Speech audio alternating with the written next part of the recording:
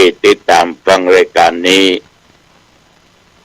มีตึงแม่หญิงมีตึงพ่อชายมีตึงหนุ่มตึงเฒ่าแถมมีตูเจ้าพระเนนและเด็กขายิงใจทุกสารทิศตั้งได้มีจิตเป็นบุญเป็นกุศลฟังธรรมเทศนารายการปกิณกะจากตูเจ้าวัดหนองทองขอบใจนักๆขอบใจหลายๆก่อนที่จะได้ได้จ่ายอย่างออกไปนั้นเอามาไหว้พระสวดมนต์ตั้งจิตดีถวายเป็นพระพรชัยมงคลแด่สมเด็จพระเจ้าลูกเธอเจ้าฟ้าพัชรกิติยาภาญาติโยมทุกคนตั้งอกตั้งใจว่าพร้อมกันไปเน้ออะระหังสัมมาสัมพุทโธภควาพระผู้มีพระภาคเจ้าเป็นพระอรหันต์ดับเพลิงกิเลสเพลิงทุกข์สิ้นเชิงตรัสรู้ชอบได้โดยพระองค์เองพุทธังภวันตังอภิวาเทมิข้าพเจ้าอภิวาทพระผู้มีพระภาคเจ้าผู้รู้ผู้ตื่นผู้เบิกบานกราบพระพุทธสวากขาโตภควตาธัมโมพระธรรมเป็นธรรมที่พระผู้มีพระภาคเจ้าตรัสไว้ดีแล้วธัมมังนัมสสามิข้าพเจ้านมัสการพระธรรมกราบพระธรรมสุปฏิปันโนภควโตสาวกสังโฆพระสงฆ์สาวกของพระผู้มีพระภาคเจ้า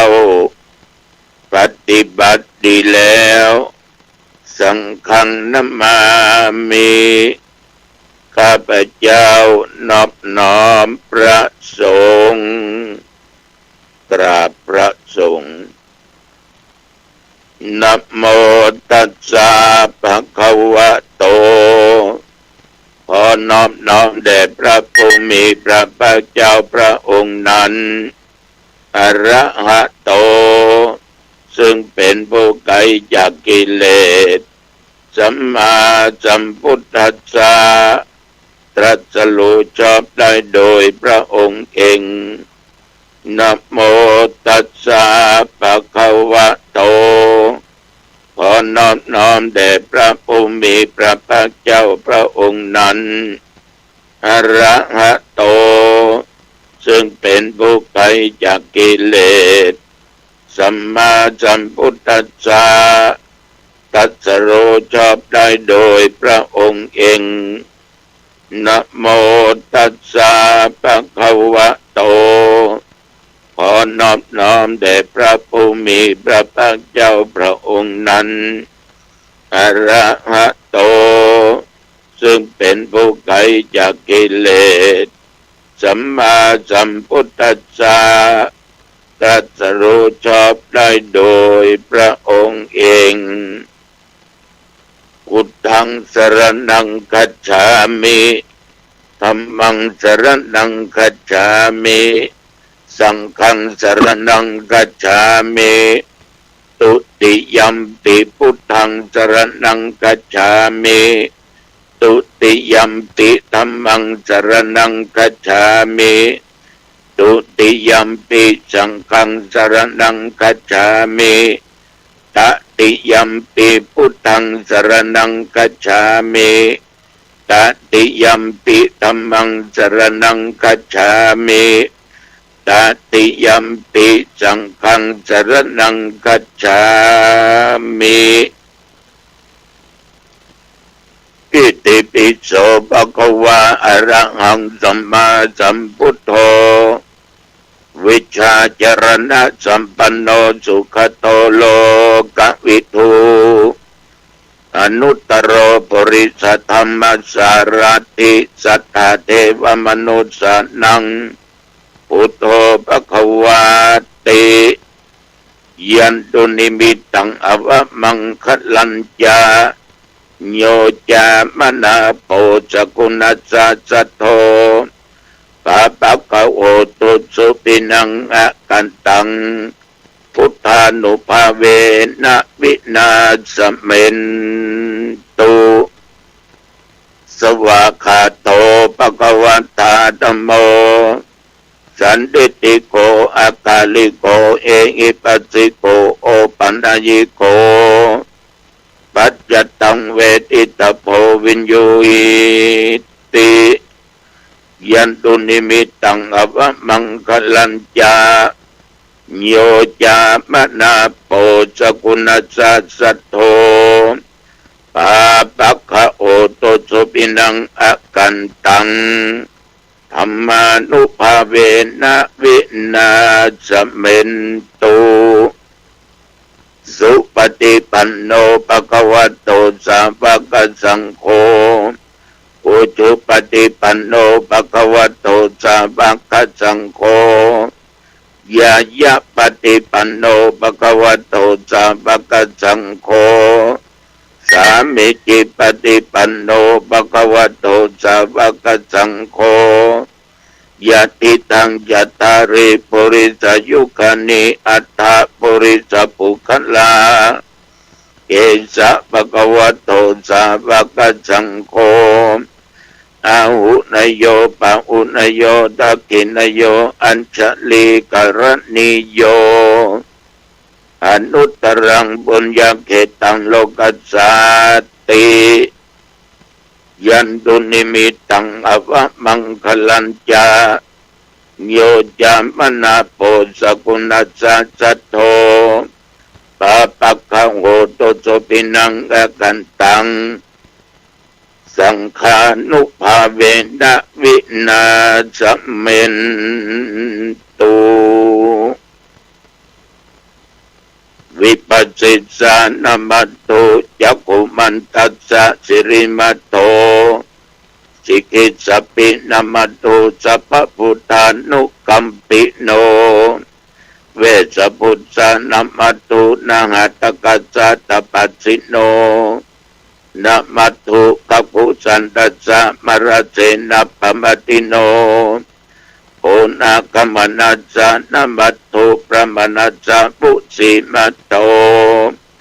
กัสสปัสสะนะมัตถุวิปมุตตัสสะสัพพทิอังคีรัสสัสสะนะมัตถุสักยปุตตัสสะสิริมัตโตโยอิมังธรรมเทเสสิสัพพตุกาปนุทนังเยจาปินิพุทธาโลเกยะถาพุทธังวิปัสสิสุงเตจนาอภิสุนามะอันตาวิตัสสารธาอิตังเทวมนุสสานังยังนมัสสันติโคตมังวิชาจรณะสัมปันนังบะอันตังวิตัสสารทังวิชาจรณะสัมปันนังพุทธังวันธามะโคตมันติยะโตหังภคินิอริยยะจติยาชาโต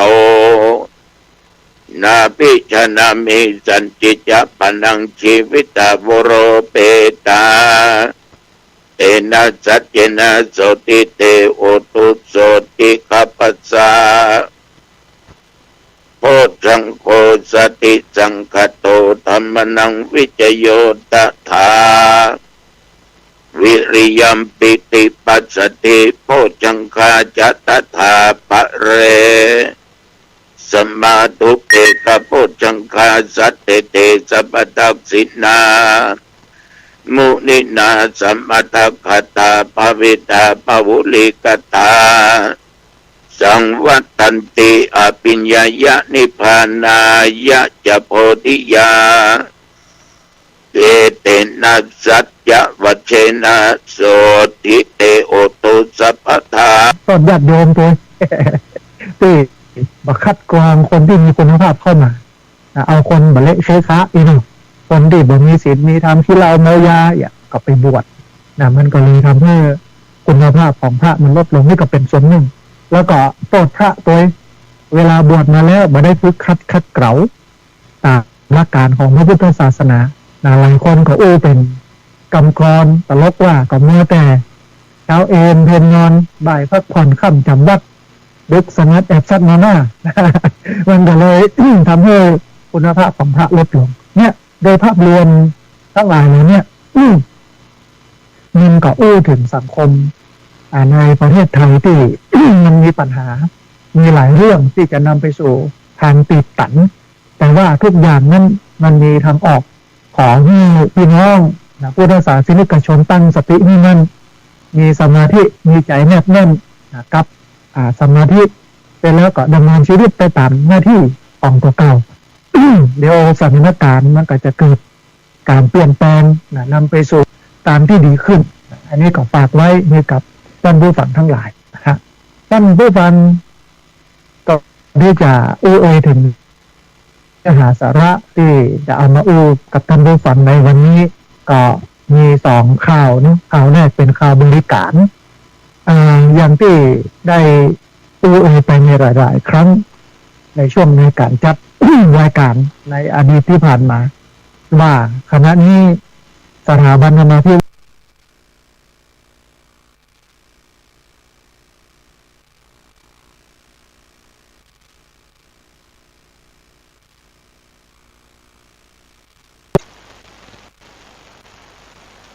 ญาติโยมอาตมาภาพต้องขออนุโมทนาทุกท่านทุกคนวันนี้มาพบมาเรื่องบริการสาธารณะพลังงานและสิ่งแวดล้อมเรื่องการศึกษาแล้วก็อื่นๆนะฮะท่านผู้ฟังที่มีปัญหาการบริโภคสิ่งเหล่านี้ที่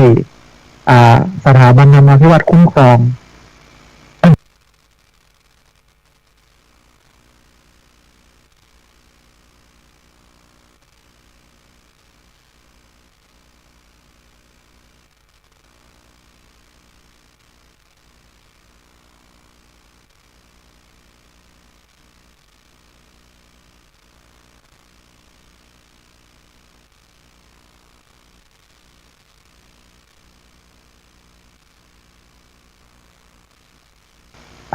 สถาบันธรรมาภิบาลคุ้มครอง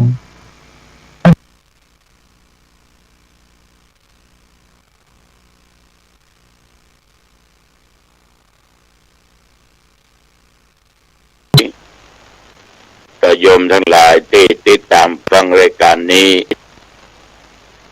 มีตึงแม่หญิงมีตึงพ่อชายมีตึงหนุ่มตึงเฒ่าแถมมีตุเจ้าพระเนนและเด็กขายิ่งใจทุกสารทิศตั้งได้มีจิตเป็นบุญเป็นกุศลฟังธรรมเทศนารายการปกิณกะจากตุเจ้าวัดหนองทองขอบใจนักขอบใจหลายๆก่อนที่จะได้ได้จ่ายอย่างออกไปนั้นเอามาไหว้พระสวดมนต์ตั้งจิตดีถวายเป็นพระพรชัยมงคลแด่สมเด็จพระเจ้าลูกเธอเจ้าฟ้าพัชรกิติยาภาญาติโยมทุกคนต้อง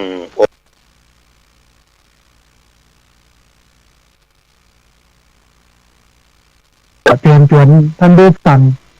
มาร่วมเป็นเจ้าภาพต้นไผ่ต้นละ50 บาทจำนวน 1,000 ต้นตอนนี้ได้ครบหมดแล้วนะฮะ 1,000 ต้นครบละตอนนี้ก็เลย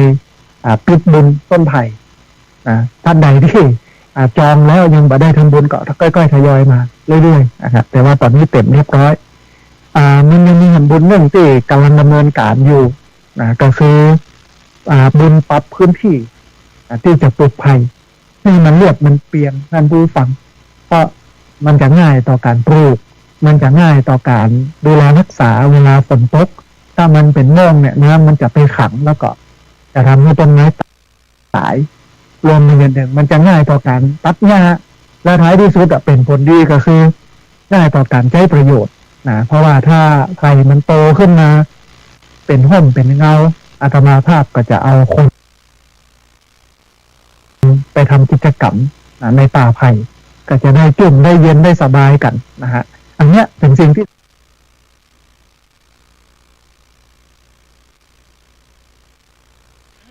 ก็มันเห็นแก่ตัวจะให้เขามาช่วยมันก็เลยว่าคนนั้นไม่ดี ก็ถามทันทีว่าใครไม่ดีกันแน่ญาติโยมลองนำไปคิดพิจารณาดูให้ดีนะลองคิดไปเขาหรือเรากันแน่ที่ไม่ดีฉะนั้นต้องปล่อยวางจากเรื่องต่างๆให้ได้ถ้าไม่ปล่อยวางย่อมเป็นความทุกข์เกิดขึ้นทันทีความทุกข์ก็จะขังอยู่ในจิตในใจฉะนั้นญาติโยมต้องรู้จักถอยบ้างเดินไปข้างหน้ามันเป็นหลุมเป็นบ่อมันไปไม่ได้มันเป็นอันตรายเรายังจะเดินอีกหรือมันต้องถอยสิ่งนั้นมันเป็นบาปต้องถอยสิ่งนี้มันเป็นบุญต้องเดินเข้าหาท่านทั้งหลายต้องถอยต้องห่างออกจากบาปจากสิ่งที่ไม่ดีฉะนั้นในปีใหม่นี่ถ้าโยมถอยจากบาปห่างจากบาปไกลจากบาปเดินเข้าหาดีๆเดินหาทางที่ดีเดินหาทางบุญโยมก็จะพบแต่ความสุขแต่ทุกสิ่งทุกอย่างต้องอยู่ในกรอบในขอบเขตของมันทำบุญก็ทำไปอย่าทำเกินกำลังของตัวเองแต่ขอถอยห่างจากบาปนะเคยกินเหล้าดื่มเหล้าก็ถอยออกมาเคยเสพยาเสพติดก็ถอยออกมาเคยฆ่าสัตว์ก็ถอยเสียเคยลักก็ถอยเสียเคยประพฤติผิดในกามในสามีภรรยาคนอื่นก็ถอยเสียเคยพูดโกหกตอแหลด่าคนนั้นติฉินคนด่าคนนั้นคนนี้พูดเพ้อเจ้อไม่ตรงกับความเป็นจริงก็ถอยเสียห่างเสียญาติโยมอย่าเข้าใกล้อย่าเดินเข้าไปหามันอันตรายเขาบอกว่ามันอันตรายมันเป็นบาปมันไม่ดีมันเน่ามันเหม็นเรายังจะเดินเข้าไปหาอีกหรือโยมต้องถอยห่างออกมาบ้างนะปัญหานั้นญาติโยมมันมีทุกคนปัญหามันมีทุกคนถ้าเกิดปัญหาอะไรก็ตามเราต้องใช้สติปัญญาคิดปัญหานี้เกิดจากสิ่งที่เราสร้างสิ่งที่เรายึดมั่นถือมั่นสิ่งที่เกิดจากความอยากของเราก็ต้องถอยเมื่อเราถอยปัญหาเหล่านั้นมันก็สามารถที่จะหายได้แก้ไขได้โยมทั้งหลาย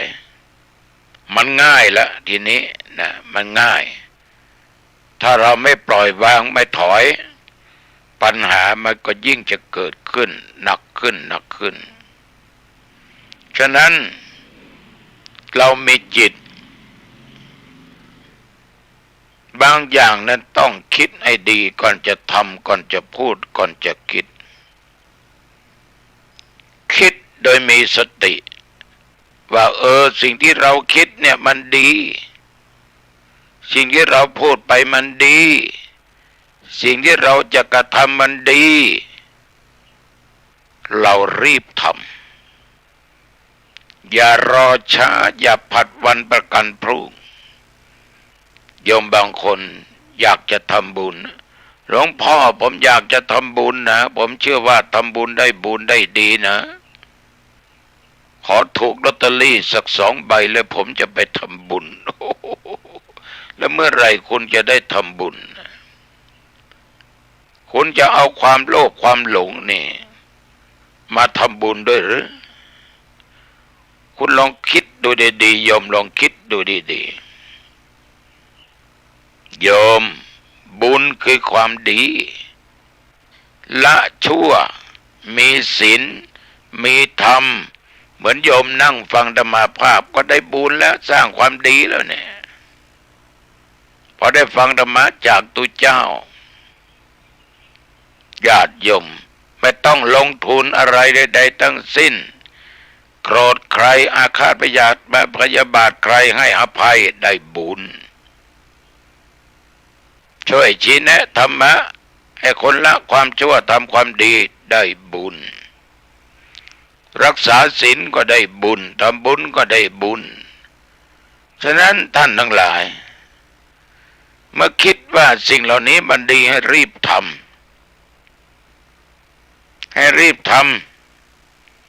แต่บางอย่างต้องรีบทำอย่ามัวแต่คิดก่อนไม่ทำสักทีคิดก่อนเลยไม่ได้ทำตายไปเสียก่อนมีหลายคนนะที่ไปคุยกับธรรมาภาพนะนี่หลวงพ่อถ้าผมมีนะถูกลอตเตอรี่ผมจะมาทำไหมพระธาตุที่หลวงพ่อจะสร้างนะจำลองจากพุทธคยากับหลวงพ่อพระเมตตาในพระธาตุนะ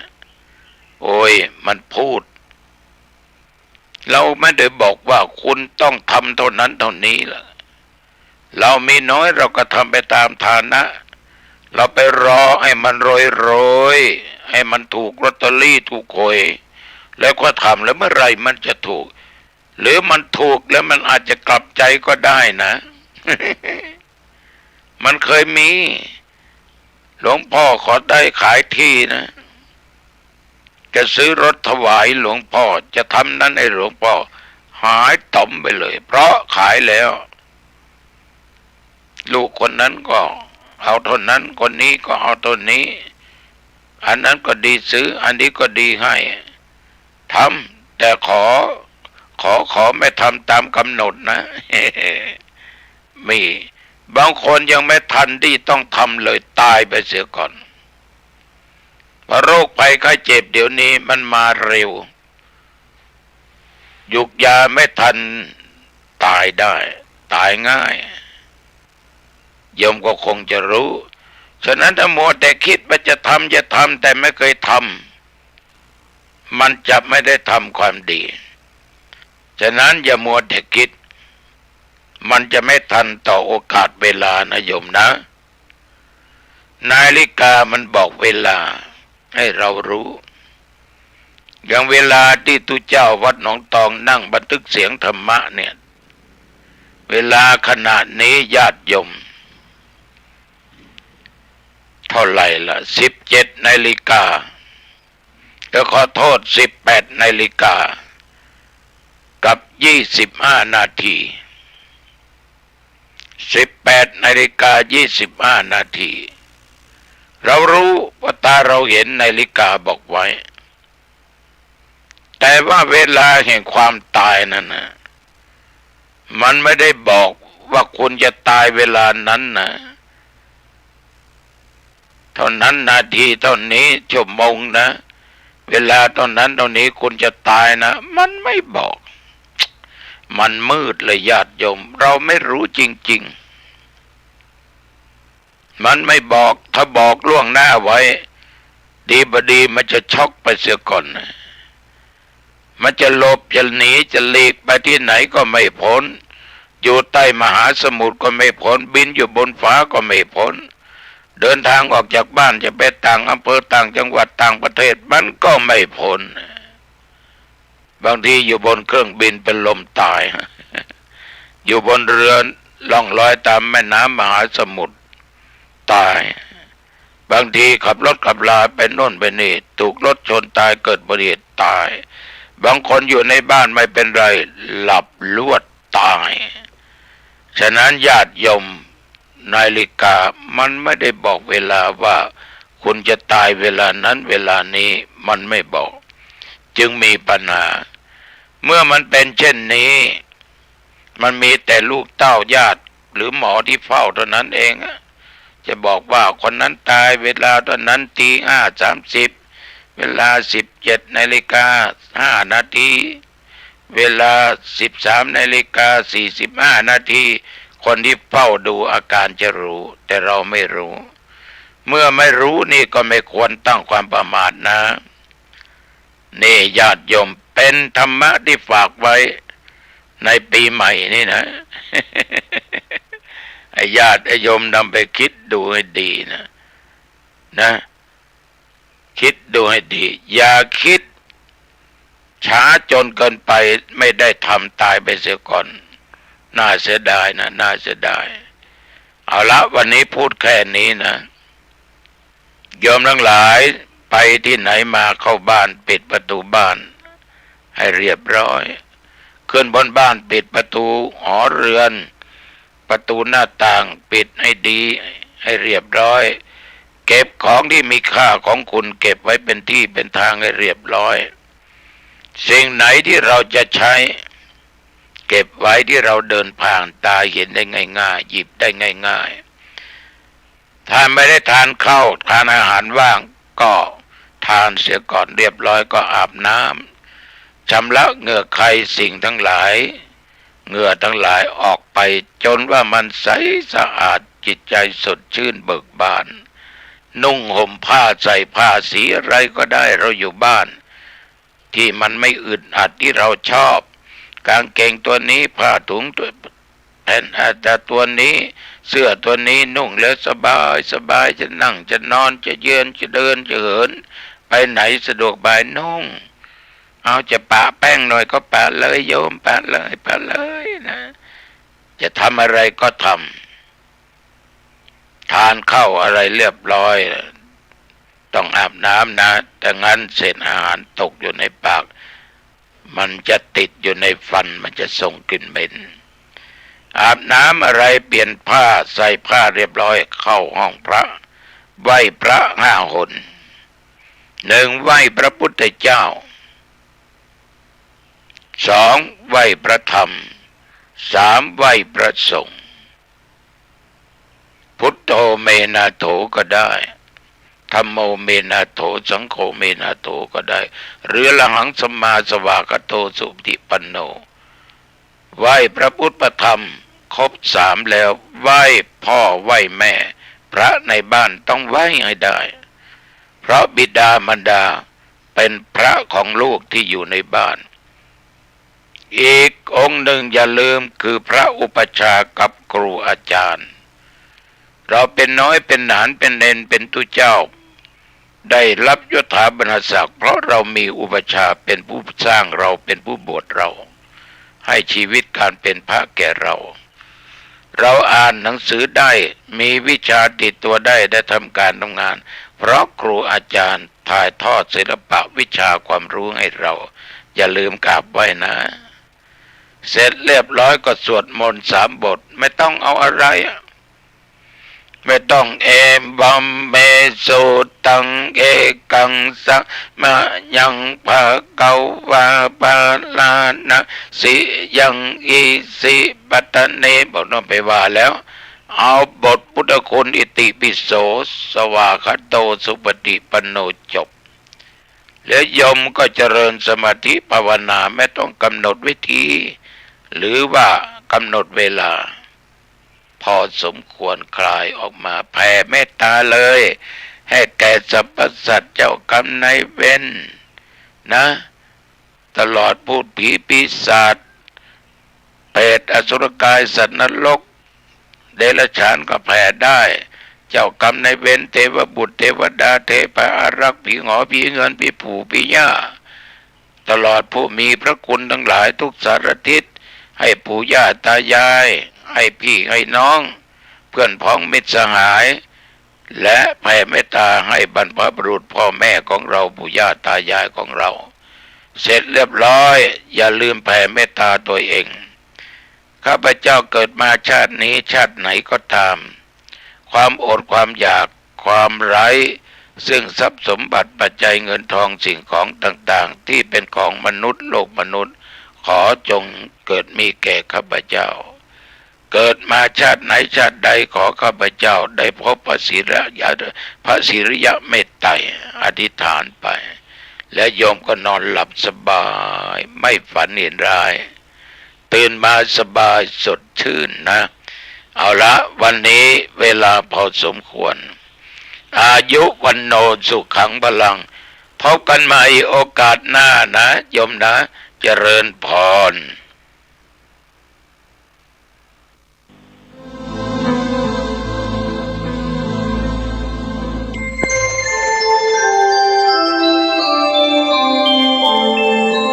ขณะนี้